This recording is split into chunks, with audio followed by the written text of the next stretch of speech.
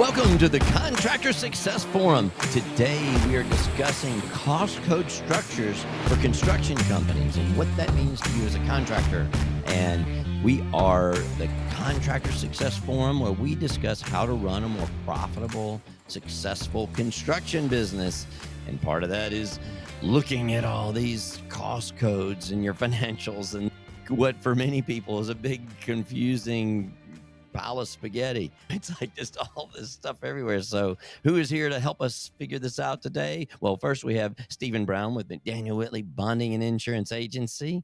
And we have Wade Carpenter, Carpenter and Company CPAs, our in-house right on here expert of the construction industry accounting methods that is second generation in doing it. So we can't stump Wade with any of this stuff. We try. So he's got it down. And then I am Rob Williams, authoring the Pumpkin Plan for Contractors. So, gosh, both of you guys, the cost code structures for construction companies, man, I've been fighting over this for 40 years. Wade. Let me ask you this, Wade. Yep. What is cost code structure? Okay, you got cost, and then you got to code these costs for your accounting books.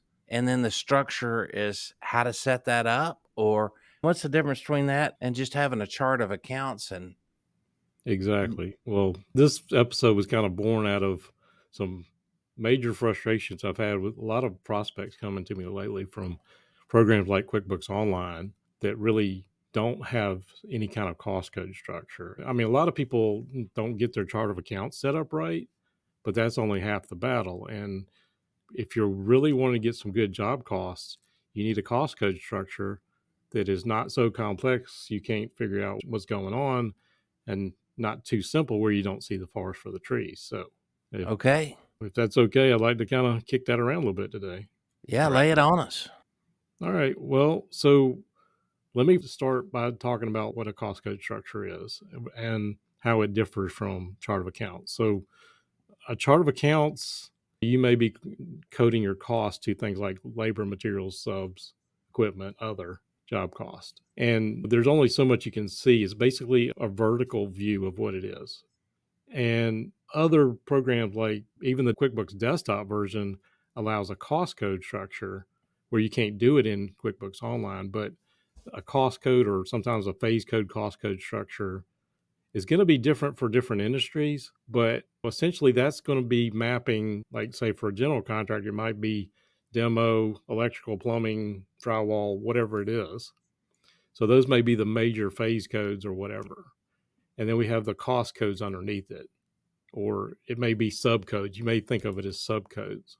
But these codes, if they're set up properly, should end up correlating to your chart of accounts instead of, and this is where a lot of people in QuickBooks Online, the only thing we can really do is code an expense to, chart of accounts, the materials, labor, whatever.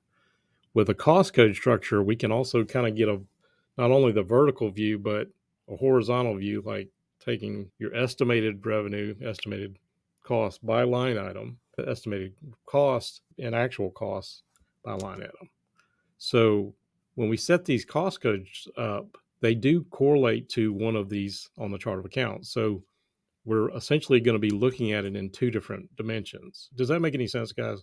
It really does. And I guess what we're talking about, if I can say that again, maybe it'll sink in guys' heads, is we see our chart of accounts. It's just one number for, say, cost of goods sold for something. And you can, when he's saying left to right, it's because they're different columns that are different breakdowns. And it's often a manual task that takes so much time to try to break all this stuff down. And I just had a guy the other day that's not broken down, and we spent hours just going through just to take a few jobs and a few of the costs just to get an idea of what these were. And so it was a matter of writing this stuff down and all that time and effort that it takes, where if you had a cost coding structure like that, this could just be a normal, quick process when you're looking at books. Well, like I said, it doesn't have to be very time consuming. A lot of contractors hate paperwork. They hate working in the field all day and coming home and doing paperwork all night. Yeah. So you need a streamlined structure. But, the first thing I would say is, like, if you've got a contractor that has zero job costing, it's basically like that captain on the ocean that tried to sail from England to the US without a compass. They're going to get lost. And that's exactly what happens. And there's so many contractors run it out of their checkbook and they're not using the profit first system. And so getting the chart of accounts level right is a good first step. And a lot of times those are not even set up properly and the people need help on these things. But programs like QuickBooks Online only have the one dimension. And they try to get the second dimension with these third-party softwares where the builder, I'm not knocking any of these. They're built differently for different industries, at builder trends, or I don't want to pick on anybody in particular, but they all tend to have their own cost code structure that's already kind of built in so that people can get started, and people get overwhelmed by that. They have no idea where to start. And unfortunately, what you're trying to do is take it out of one program and push it to another, and it seldom works right. It seldom is ever set up properly. So I guess I'm going into a personal rant here, but I hope I'm making some sense. I have a meeting in a couple of hours with a contractor and his CPA to figure out. He just bought a company and then trying to figure out what this process is. And it's crazy when I hear somebody say, well, yeah, we don't want to take the time to put all that in. Well, as we were going over this for many hours, it occurred to me that if this had just been put in up front on a regular basis, this would have been so much less time to do that extra work up front, because somehow in the end, everybody ends up wanting to know the answers. So they end up spending 10 times the amount of time, or maybe 100 times the amount of time, or just never have that information for their business and then don't make the profits that they should. But not having the time to do that is crazy. Now, there is an argument not having the expert to lead you through this is tough, because a typical contractor can't figure this out by himself. Yeah, it's not something they Well, can. sometimes that's true, but you know, if somebody's never had any kind of structure whatsoever, and they can at least get the vertical structure, just like with the chart of accounts, where we're at least coding it by materials, subs, equipment, that kind of stuff. That's more of like, hey, we got a picture with a puzzle or something with several missing pieces. We don't have the entire picture. We may be missing some big holes in it, but at least we got some kind of fuzzy view of what's going on. And that's definitely better than nothing. Well, I like that analogy, guys, because you put together a jigsaw puzzle, you dump it out on a table, and first thing you do is try to get the edges in place and the corners done, so then you can figure out what goes on in the middle. It's kind of like that, isn't it, Wade? It's a process for putting that jigsaw puzzle of cost together. Right. But programs, and again, I'm not trying to knock any particular program, QuickBooks or Zero or something like that. Without these third party softwares, you never get that stuff in the middle. But, there's also a point where you can set these things up. And this is where a lot of contractors struggle. They'll go like get to the CSI codes or the Construction Specifications Institute codes. And I've got some of them, they're like 2 columns. It's like close to 30 pages worth of codes. There's a point where it's way too many to look through. And when you have way too many to look through, well, people are not consistent. One project manager may put plumbing into this particular code and one may put in another code. And if it's estimated one way and then gets coded to another, it never lines up. Okay, And so how do you find that happy balance, Wade? well, so that's, again, there is that point where there's the forest for the trees analogy, but there's also like, think of yourself going to an art gallery and you got a painting in front of you, but you get like this close. You're sitting there looking at it and you can see the brush strokes and the little line items. You see too much detail. You can't see the picture. You can't see the big picture. Okay, I So, like that analogy. I got it. so what we're talking about is we need to have some happy medium. Don't go taking what is automatically plopped in there from your software that you inherit. Take the time to sit down and really think about what you use. I would say never put anything more than you would normally use in. If you don't think you're ever going to use it, definitely don't put it in there. And you can always add to it later, but you know, there is a point where if you assume you can always add it, then you just keep adding it, and then eventually it grows to out of control too. So what I tell people is a lot of times we'll sit down and go over, what do you do? What are you trying to accomplish? Stephen, one of the things that I tell them, thinking about workers' comp codes and things like that, a lot of times we can sort of mirror this so that they follow like workers' comp codes. And I'm sure you would tell them, if you're putting them in the proper code and somebody's really doing office work or something like that versus somebody that has none of these codes, the auditor is going to stick them in the highest class, right? I don't mean to 100% of the time. Yeah. So, like I said, getting this kind of level of detail can protect you, as well as I could go into several stories here, but you know, a lot of times I talk about it all the time, but here too is like analysis paralysis. We don't know what it's supposed to look like when it's finally done. We don't do anything. It's like we got this whole list. We don't use any of them because we don't know which ones to use. Versus, again, going back to even if you had the chart of accounts level, that's much better than nothing. But at the chart of accounts level, you can't really say, here, this is what your budget versus actual in most of these programs. This is something I work with contractors a lot, and I've had a lot of them lately. And so that's Yeah. why I kind of wanted to talk about it today. Yeah, well, I hear it. Okay. It's almost most of it's. I hate to say it's almost everyone, but it is almost everyone that calls me that we have this kind of issue. Occasionally, I'll get one that's just really set up in the beginning. But now, do you have any kind of tips and tricks for us, Wade? Yeah, Yeah. well, What kind of action plan do you need to put Yeah, in place to get this thing started? might be two different things. Yeah. well, first of all, I would say don't necessarily get so wrapped up in these third-party softwares where they got their own chart of account, their own cost code. And that's another personal rant, which we could probably spend another episode on. But I have seen people spend tens of thousands of dollars on these other add-on programs to get that job costing. And they never, as much as they spend a lot of money on consultants, and they never get going. So if you even get the basic level down, you're much better off than having something fancy that you never use. I'm so glad you said that. That was my number one question that I was going to ask is I've had it happen myself. I remember this poor guy, Danny, that worked for us. We put him in charge of this project, and I don't think he volunteered for it. And so after 2 years, he was No, he didn't. I'll yeah, just go ahead and answer that question. he was still sitting at the desk and never got a single project out of it after 2 years. And it's unbelievable. We go and we see this vision as the owner, and we're like, okay, let's delegate this over here. How big of a piece of the pie should we bite off, and how do we judge that? I'm going through that right now with somebody, Wade. How do you decide what increments can this be in, and how do you not get too ambitious so you see some kind of benefit over it in a short time, a month? Is it a time frame that you're going for, or how do you address that?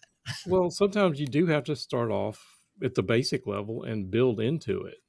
But, as far as like creating an action plan from implementing something like this, number one, I would say the first thing is get some samples from your industry, go to places like the Construction Specifications Institute and get theirs. But again, that's going to be huge. I don't want to generalize because there's different industries, and the structure for a general contractor is going to be different from a concrete contractor. A general contractor probably wants those demo, electrical, plumbing, grading, those kind of major categories, but they don't care about like the concrete and all the little things underneath it. Whereas a concrete contractor wants to have these specific line items so that they can track that better. So it's What- hard to generalize on this. If I had to say something, if you're starting to get above, say, 100 codes, you're probably getting too far. If you get over 200 or something like that, maybe you just need to stop. Take a That's breath. Yeah, but Life. maybe you gather several samples and then just kind of break them down, but limit the number of things you got. Again, recognize there's a point where there's not enough detail, and there's a point where we're like right there looking at that painting right in our face. Well, Wade, what about taking this and setting it up according to your time frame of the construction project. If you're a general contractor, you got the site work first Yeah. and the cost involved with that all the way to completion. At Well, least as an owner, you could compare the two to see how it's tracking on each project. right. And some people think of it more of a phase code type thing. And for Mhm. exactly what you're saying, like a developer, that type of structure is exactly what you're probably looking for, Mm. or a lot of general contractors would run it that way. Yep. But, Mhm. again, don't take that CAN template and get some people in your team involved, I would say. And if you're still struggling, reach out to somebody, the construction oriented CPA, or, that helps. Don't rely on these software guys. That's sorry, that's a personal rant too, but Oh yeah. these software guys just, like, here you go, take them all. And sometimes It's not again, practical. It's just not it's, practical. It won't well, work. it'll also kind of gum up your accounting software and make it run slower when you have 1,000 codes or Mhm. something like that. But One other point on that, Stephen, when you were talking about where do you do that, for us, it was always how do you pay your invoices and how are they broken down? Because God, it was such a pain in the butt when you get one invoice and then if you're trying to break that down more specifically, that's somebody in your shop has got to break that one invoice down into 4 different categories off of that one. Mhm. So if you could have everything, a whole invoice or the way you're paying something all goes into one category, it sure makes things easier. But I guess my point on that is look at your field process and your office process, not just the computer, and figure out how you're going to get that data in there and make it simple because you can create a whole lot of things. Sometimes it is changing the field process.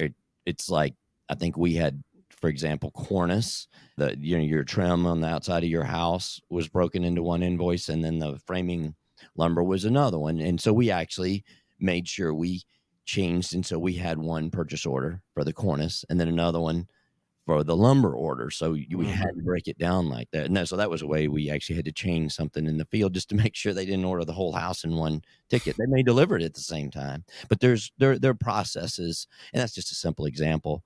But you get, I'd say the plumber and the heat and air, they usually turn their money in different draws. And we were sort of forced to do some of our coding by the way we did business in the field, not necessarily just the way that I wanted to see it based on the way we estimate because well, I mean, wait, honestly, that's a great point, Rob.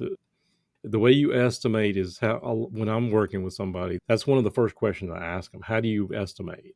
And inevitably, if they have two or three estimators, they all do it a little different way unless you tell them. But a lot of times, your schedule of values on your AIA billings, I mean, they you have those things that you got to break down. And if there are common things you use, that's fine. But I had another situation recently where we had set the chart of account of the cost codes as well. And they got a new client that they were wanting like every single detail. oh, all And the time. they were like coming to me like, we need to add, 200 codes. And I'm like, no, that's where you sitting there, you letting your customer, yes, if they're like huge customer and you're going to stay with them a long time, maybe you should make some consideration there, but don't just throw the baby out with the bathwater just because one customer wants to see so much detail that it's stupid and they're not going to pay attention. Well, they may look at every line item, but is that really the customer you want? Okay, so make it simple, but make it accurate. Yep. And Okay. I know we've probably gone a little long on this one, but I did put together, if anybody wants like an action plan. Yeah, talk Um, through that for a minute. We got time. We got time. well, I Yeah, kind of don't. talked about the major steps, but I put together a little handout for tips and tricks and a checklist for developing this. So if anybody wants that, they can go to my website at carpentercpas.com and we're glad to give it to them for free. Yeah, and we can put a link in our show notes or YouTube notes or wherever you're listening that. So, which is another plug for us. Let us know, subscribe or do those things so we'll know where you guys are listening so we can put that down. That's really the only way we know where you're listening. We don't necessarily get all the data we would like to see. So if you guys, your regular listeners, can actually hit the subscribe button on wherever you're hearing this or watching it. That'll help us. So, yeah. Well, anything else on that way? Do you want to go into any of those, or is that? No, like I said, I mean, if they were interested, I'd be glad to give them that for free. Or if they, Yeah. again, I hear this all the time, every time I'm taking on a new client, and people struggle with it all the time and they don't know how to move forward. So I just wanted to kind of bring it up today. Yeah. Well, that's great. And I think one of my big takeaways from today is bite off what you can chew on this thing and try to make these things match your systems. And when you want to do this, don't just go with what you want to see because you saw that. Go what you can actually do and think of the benefit you're going to get from it and what cost and effort it's going to take to do it. But I tell you, if you're going to need it on the end, it's, I would say, almost always easier to do it on the front end and put your processes in place than trying to uncover this after the fact, because it's not impossible, but it's a matter of like pulling all the invoices and looking at this stuff. It's just insane to try to get those answers on the tail end where you can get it on the front end. But standardize and get a process and a system for it. It's my takeaway. Hey, Stephen, how about you? Is the bonding gap? Because I feel like this is the information that we get. And sometimes, since you were my bonding agent, I sort of felt like I was turning in my exam, my final paper to the bonding company to kind of give me my grade. And how's this look to you guys? Yeah. Well, that's not the case. Bonding companies want to know your tracking cost so that they can know that your estimated profits are going to hold true. And that's the key to unlocking your bonding. So thanks, Rob, for asking. Wade, great topic. Thank you. All right. Well, thanks for coming to the Contractor Success Forum. Wade Carpenter, Carpenter and Company CPAs, and Stephen Brown, McDaniel Whitley Bonding and Insurance Agency. And you guys call us. I got 5 calls last week from people listening to the show. I don't know what episode aired, because when we record these, it's not the same time that they come out. So I need to go figure out what we said in one of those episodes. So we had all kinds of people calling us, but call all of us. Don't know what triggered that last week, but call us and talk to us and get your questions out so we can somehow maybe answer them on the next episode or talk to you then.